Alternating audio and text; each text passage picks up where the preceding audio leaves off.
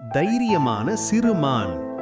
ஒரு பசுமையான அடர்ந்த காடில் சின்னு என்ற ஒரு சிறிய மான் வாழ்ந்து வந்தது. அது மிகவும் மென்மையான மனம் கொண்டது. சிறிய சத்தம் கேட்டாலும் பயந்து நடுங்கிவிடும்.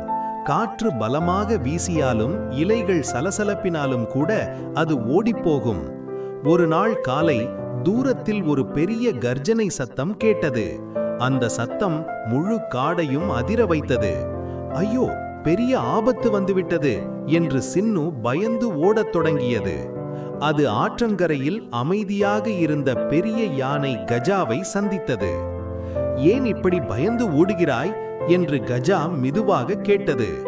ஒரு பெரிய கர்ஜனை சத்தம் கேட்கிறது, யாரோ நம்மை தாக்கப் போகிறார்கள் என்றது சின்னு. கஜா சிரித்தது. அனைத்து சத்தமும் ஆபத்தல்ல, முதலில் உண்மையை பார்த்து தெரிந்து கொள்ள வேண்டும் என்றது கஜா. இருவரும் அந்த சத்தம் வந்த திசையில் மெதுவாக நடந்தார்கள். அங்கே சென்று பார்த்தபோது ஒரு சின்ன சிங்கக்குட்டி கல்லின் மேல் நின்று கர்ஜனை செய்ய பயிற்சி எடுத்துக் கொண்டிருந்தது.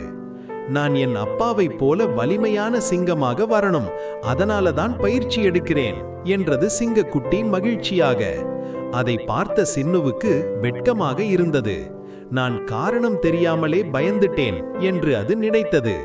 சின்னு தைரியமாக முன் சென்றது. நீ என்னை ரொம்ப பயமுறுத்திட்ட என்றது சிங்கக்குட்டி. சிங்கக்குட்டி சிரித்தது. மன்னிச்சிடு, நான் பயிற்சிதான் எடுத்தேன் என்றது. அந்த நாளுக்கு பிறகு சின்னு எதற்கும் உடனே பயப்படவில்லை. எந்த சத்தம் கேட்டாலும் முதலில் அதன் காரணத்தை தெரிந்து கொள்ள முயற்சி செய்தது. அது உள்ளுக்குள் ஒரு புதிய தைரியத்தை உணர்ந்தது. நான் சிறியவனாக இருந்தாலும் நான் தைரியமாக இருக்க முடியும் என்று சின்னு நம்பிக்கையுடன் வாழத் தொடங்கியது. கதை நெறி: பயம் புரிந்து கொண்டால் அது குறைந்துவிடும். தைரியம் உண்மையை எதிர்கொள்வதால் வரும்.